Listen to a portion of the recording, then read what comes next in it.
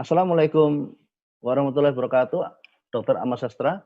Sudah Waalaikumsalam warahmatullahi wabarakatuh. alhamdulillah. Alhamdulillah. Nah, kita bisa bersua kembali Allah. Bapak Ahmad Sastra.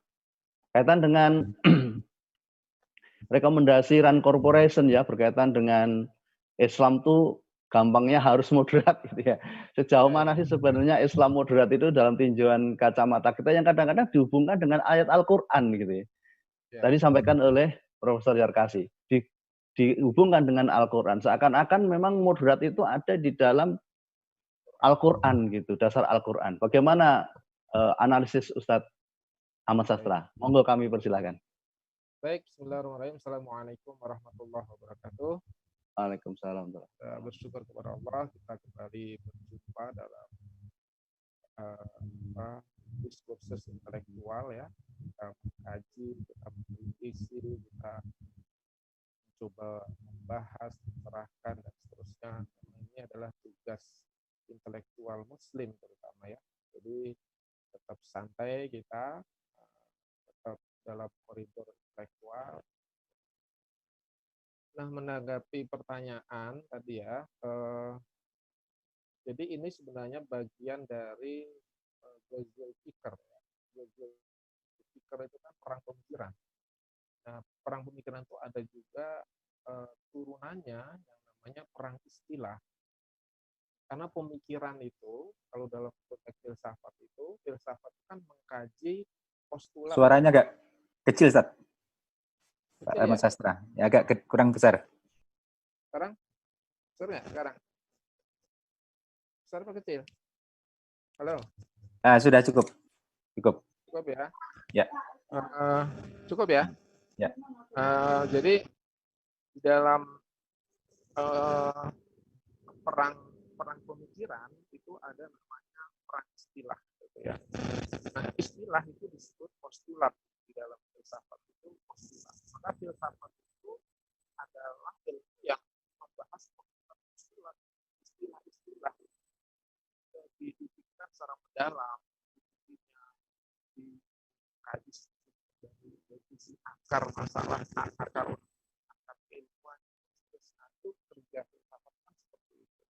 Itulah kenapa orang filsafat itu menjadi kritis, karena dia selalu menanyakan kenapa, kenapa harus ada manusia, kenapa harus ada agama, kenapa harus ada Tuhan, itu ditanyakan semua. Maaf, Ustadz Ahmad Sastra, suaranya mohon maaf ini ya nyaris-nyaris gitu ya, lembut mesra gitu. Ini harusnya. Udah kenceng ini. Udah paling kenceng. Udah. Sekarang terdengar nggak? Ya, terdengar. Ya, baik. Kemudian yang kedua, saya ingin sampaikan tentang tadi yang Prof. Fahmi Yarkasi tadi ya, itu kalau diurutkan itu pertama masa itu namanya masa modernisme namanya.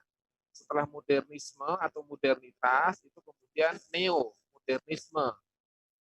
Setelah neo-modernisme itu adalah postmodernisme gitu.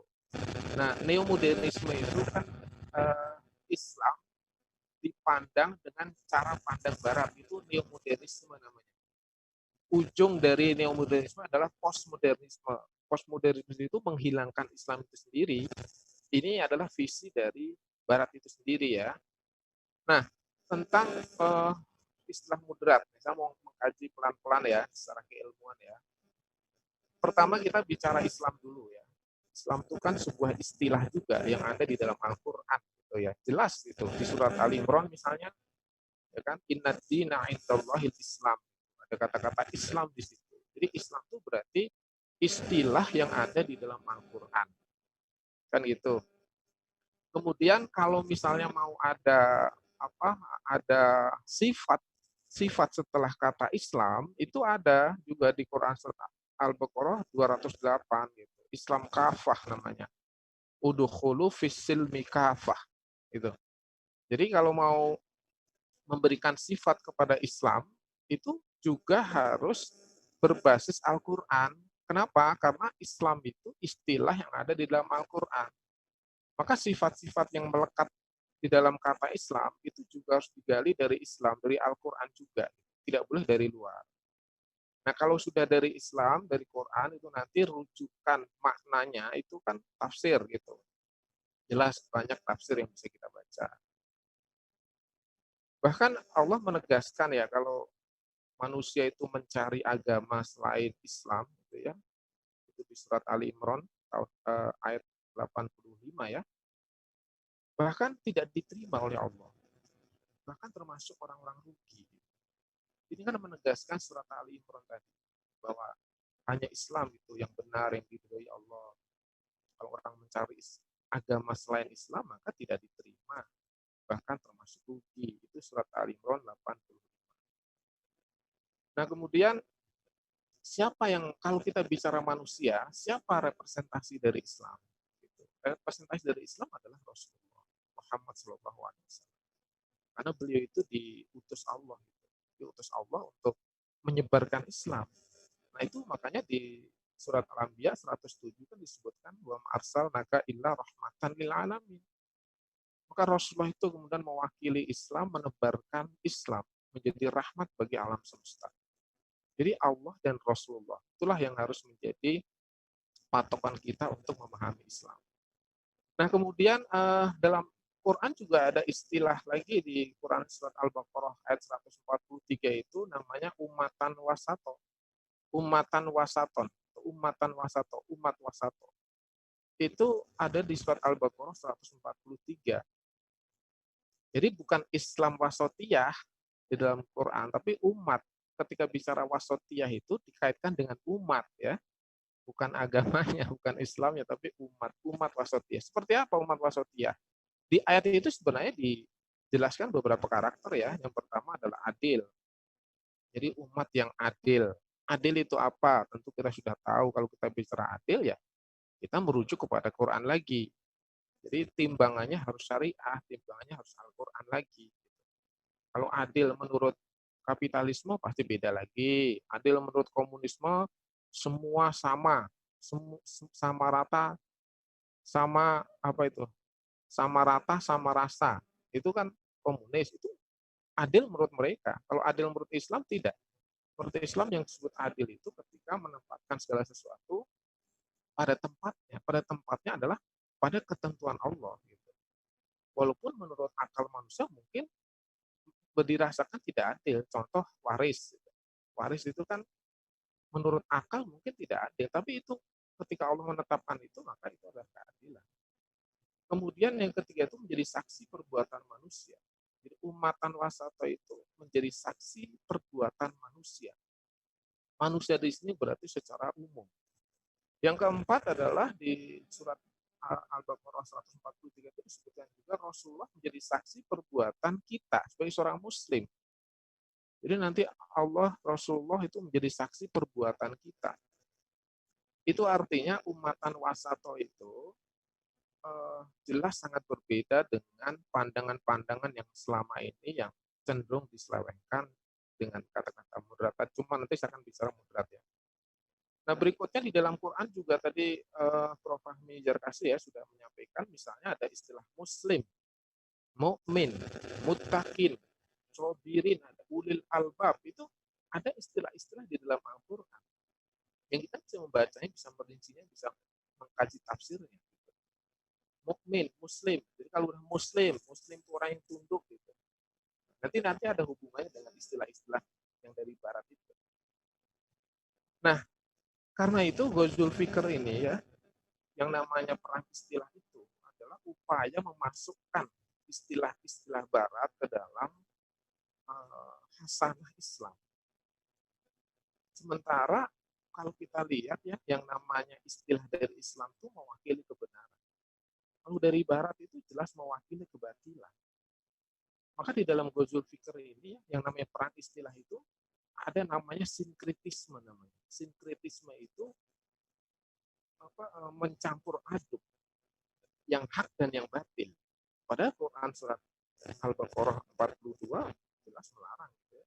Wala talbisul haqqa bil batil. Jangan mencampur aduk yang hak dengan yang batil. Nah, dalam perang istilah ini justru yang terjadi itu. Yang terjadi adalah mencampur aduk antara hak dan batil. Meskipun hanya sebuah istilah. Saya kasih contoh misalnya. Islam moderat. Islam moderat itu terdiri dari dua kata. Yang pertama Islam, itu hak. Moderat itu batil. Jadi Islam moderat itu sinkretisme. Berarti mencampur aduk antara hak dan batil. Karena Islam itu tidak moderat, Islam itu tidak liberal, Islam liberal. Ada juga Islam kafah di situ gitu. Karena istilah moderat, liberal, radikal, fundamentalis, teroris itu semua dari epistemologi barat yang dia juga punya makna tersendiri. Tadi disampaikan Prof. Fahmi Zarkasi tentang Angel Rabasa tadi ya. Saya juga punya catatannya, nanti saya coba bacakan ya. Jadi orang barat juga sudah mendefinisikan tentang moderat, liberal, radikal itu sudah didefinisikan oleh mereka. Karena kata-kata itu milik mereka. Maka mereka juga yang punya definisi, mereka punya karakter, mereka punya apa namanya indikasi-indikasi dari kata-kata itu gitu. Nah, ketika itu kemudian disematkan kepada istilah Islam, itu maka menjadi rancu. Bahkan baru kemarin ya kita misalnya Dennis Regar menyebutkan anak-anak kecil yang menggunakan slayer tauhid disebut sebagai calon teroris, misalnya begitu ya. Terus Abu Janda membelanya, apa yang salah gitu. Itu jelas salah gitu. Karena dia menggunakan terminologi dari barat untuk memberikan sifat kepada Islam. Itu kesalahan fatal dari sisi intelektual. Itu. Nah, yang kedua itu misalnya Muslim. Muslim tadi kata Ustadz Fahmi Jarkasi tadi kan jelas ya, Muslim, mukmin. Mukmin tidak mungkin teroris, gitu. Sama, Muslim tidak mungkin moderat, Muslim itu tidak mungkin liberal, Muslim tidak mungkin radikal, Muslim tidak mungkin fundamentalis, Muslim tidak mungkin teroris. Karena Muslim itu sebuah istilah yang ada di dalam Al-Quran, di mana Muslim itu adalah orang yang tunduk dan patuh kepada Allah Subhanahu wa Ta'ala. Patuh sepatuh-patuhnya, takwa setakwa-takwanya, hak tuqati. Maka disebut Muslim gitu. Islam, orangnya disebut Muslim gitu. Muslim itu sebuah istilah. Di situ ada maknanya, ketundukan kepada Allah gitu. Maka istilah jaringan Islam liberal itu sebenarnya secara istilah salah itu. Diganti misalnya jaringan Muslim liberal, salah juga itu. Secara filosofi salah itu. Yang betul kalau mau jaringan orang liberal. Nah, boleh tuh. Silahkan tuh diganti tuh. Harusnya kalau mau diganti orang liberal. Gitu. Jadi jangan menggunakan Islam liberal atau Muslim liberal. Itu nanti secara epistemologi salah. Artinya juga bermasalah. Nah, kemudian beberapa isme kalau kita lihat ya dalam perkembangan di negeri kita, misalnya tahun 2005, itu kan sekulerisme, liberalisme, pluralisme itu sudah dinyatakan haram oleh MUI. Yang disebut isme-isme itu karena itu buatan manusia. Jadi buatan manusia jangan disematkan kepada Islam, itu konsep dari Allah. Ada komunisme, ateisme, feminisme, macam-macam. Isme itu banyak sekali di situ. Nah, karena itu saya tegaskan di sini bahwa wasatiyah itu tidak sama dengan moderat. Sama sekali ya, wasatiyah itu tidak sama dengan moderat. Gitu. Itu dua istilah yang berbeda, dua sumber epistemologi yang berbeda, dua makna yang berbeda, bahkan yang mengartikannya pun orang-orang yang juga berbeda. Coba saya bacakan tadi yang disebutkan oleh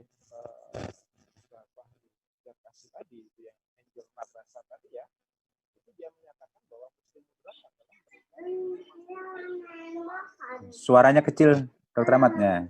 Ya, mendukung politik demokrasi, mendukung HAM, kesetaraan gender, kebebasan beribadah, menghormati pluralisme. Itu Angel Rabana tadi yang dari Jepang tadi ya, itu dalam bukunya Building Muslim Moderate Network. Nah, kan pengertian moderat Angel Rabasa ini tidak bisa dijadikan acuan. Kenapa? Sebab moderat dalam pikirannya tidak lain adalah pemikiran liberalisme. Ia menjadikan gender equality, kesetaraan gender dan pluralisme sebagai standar moderatisme. Padahal pluralisme sudah dinyatakan haram oleh MUI, ya kan? Jelas ini menyesatkan. Tetapi memang moderatisme dalam pemikiran barat itu semacam tool, ya, semacam tool untuk agenda liberalisasi. Ini saya punya datanya yang tadi Ustaz Fahmi Zarkasi tadi saya kebetulan ada catatannya gitu. Jadi ini adalah satu jalan kepada proses liberalisasi di negeri kita ini dengan perang istilah ini. Ini harus dipahami oleh umat Islam secara keseluruhan ya. Saya tidak dulu bicara tentang Kemenak, itu sudah ada nanti yang bicara, tapi saya bicara secara umum saja. Kemudian istilah jihad itu bukan teroris. Jadi jangan dikaitkan jihad dengan teror, itu sebuah kesalahan yang fatal juga. Kemudian istilah khilafah disebut khilafatisme, itu kesalahan total di dalam sebuah pemikiran. Kemudian khilafah dikaitkan dengan radikalisme, itu juga kesalahan istilah. Jadi kalau istilahnya udah salah, ya fatal sih ya. Nah, tujuan Ghazul Fikr itu saya mencatat setidaknya ada 4 ya. Yang pertama adalah tashkik ya. At-tashkik itu meragukan, skeptis. Jadi orang muslim itu agar skeptis itu, agar ragu terhadap kebenaran agamanya. Itu at-tashkik itu. Kemudian at-tazwih namanya. At-tazwih itu tidak pede, tidak bangga, rendah diri terhadap ajaran agamanya. Umat Islam tidak bangga menunjukkan dirinya sebagai seorang muslim, misalnya dengan menutup aurat, mungkin dia malu menutup aurat itu ketinggalan zaman dan seterusnya. Padahal menutup aurat itu adalah perintah Allah. Jadi umat muslim dijadikan menjadi orang yang tidak bangga dengan agamanya sendiri. Itu tazwih namanya. Kemudian tajwib. Tajwib itu pelarutan atau akulturasi. Nah, ini yang moderasi Islam itu ke sana arahnya. Tajwib itu pelarutan atau sinkretisme di situ. Meskipun saya sudah baca ya, misalnya modul membangun karakter moderat, saya sudah baca itu modulnya ya. Itu karena kalau dalam kajian filsafat, mestinya judulnya diganti. Gitu. Karena modul itu untuk anak MI, RA, MTS, dan MA. Itu kan untuk orang muslim berarti buku itu. Kalau untuk orang muslim, buat aja membangun karakter Islami, boleh. Membangun Muslim kafah, boleh. Gitu. Membangun kepribadian Islam, boleh. Gitu. Tapi jangan ditulis membangun karakter moderat. Itu secara istilah tidak tepat modul itu. Gitu. Istilahnya udah nggak tepat judul itu. Ini secara keilmuan loh, bukan dalam konteks politik saya bicara, tapi dalam konteks keilmuan. Maka di dalam tajwid itu ada namanya multikulturalisme, misalnya ada pluralisme namanya. Pluralisme itu adalah sifatnya teologis. Kalau isme itu teologis. Tapi kalau pluralitas itu kaitannya dengan sosiologis gitu. Jadi Islam itu sangat menghargai yang namanya perbedaan. Itu biasa pluralitas namanya. Rasulullah di Madinah itu menghargai. Tadi Ustadz Fahmi Lukman tadi kan menyampaikan bagaimana orang Yahudi begitu nyaman, bahagia, sejahtera di dalam Daulah Madinah. Iya betul, itu namanya pluralitas itu. Tetapi Rasulullah tidak akan pernah mengakui keyakinan agama selain Islam. Tapi pluralitas itu dihargai di dalam Islam. Maka yang benar adalah pluralitas yang sifatnya sosiologis, bukan pluralisme. Karena pluralisme itu namanya teologis, sifatnya teologis itu. Global religion kalau John Hick itu menyebut begitu. Kemudian keempat adalah targib ya. Targib itu adalah westernisasi, pembaratan. Kalau pembaratan itu artinya semacam menghilangkan identitas orang muslim. Jadi orang muslim itu nanti identitasnya itu akan dihilangkan. Pertama yang dihilangkan adalah pola pikir. Tadi kata Prof. Fahmi Yarkasi tadi, pola pikir, pola pandangnya. Cara berpikirnya, cara memandang terhadap alam semesta, manusia, dan kehidupan ini diubah gitu. Yang kedua adalah identitas dari pola sikapnya, pola sikap muslim menjadi liberal gitu ya, menjadi bebas, seks bebas, narkoba, kemudian homoseksual dan seterusnya atas nama hak asasi manusia. Jadi kalau sudah cara pandangnya berubah, pola pikirnya berubah, pola sifatnya, perilakunya berubah, itu berarti bukan lagi muslim, tapi itu tujuannya, yaitu menjadi pribadi-pribadi yang berkepribadian barat gitu, berkepribadian barat. Itu target. Nah, targetnya apa? Targetnya pertama adalah demonologi, ya, membangun framing bahwa kemudian diskriminasi, ya, targetnya itu diskriminasi terhadap Islam, terhadap Islam. Kenapa Islam kemudian disasar yang lain tidak, gitu ya? Kemudian monsterisasi, jadikan Islam seolah-olah monster yang menakutkan. Mohon maaf waktunya, Ustadz. Mohon maaf waktunya. baik sedikit lagi ya. Nah karena itu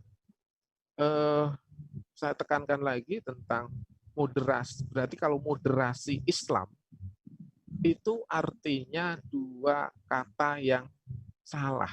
Islamnya benar, moderasinya itu tidak tepat. Jadi kalau moderasi Islam berarti secara epistemologi akan merusak gitu, akan merusak, melemahkan nilai-nilai Islam itu sendiri yang seharusnya itu diperkuat. Indonesia itu kan suka paradok ya. Harusnya diperkuat malah diperlemah. Nah, moderasi Islam itu otomatis melemahkan. Kalau moderasi beragama bagaimana? Moderasi beragama adalah melemahkan cara pandang Muslim. Kalau moderasi Islam berarti melemahkan ajaran Islam. Kalau moderasi beragama berarti melemahkan cara pandang seorang Muslim terhadap kehidupan ini, tidak dalam cara pandang Islam, tapi dalam cara pandang yang diinginkan oleh orang-orang Barat itu. Itu ya mungkin untuk sementara kita diskusikan. Assalamualaikum warahmatullahi wabarakatuh.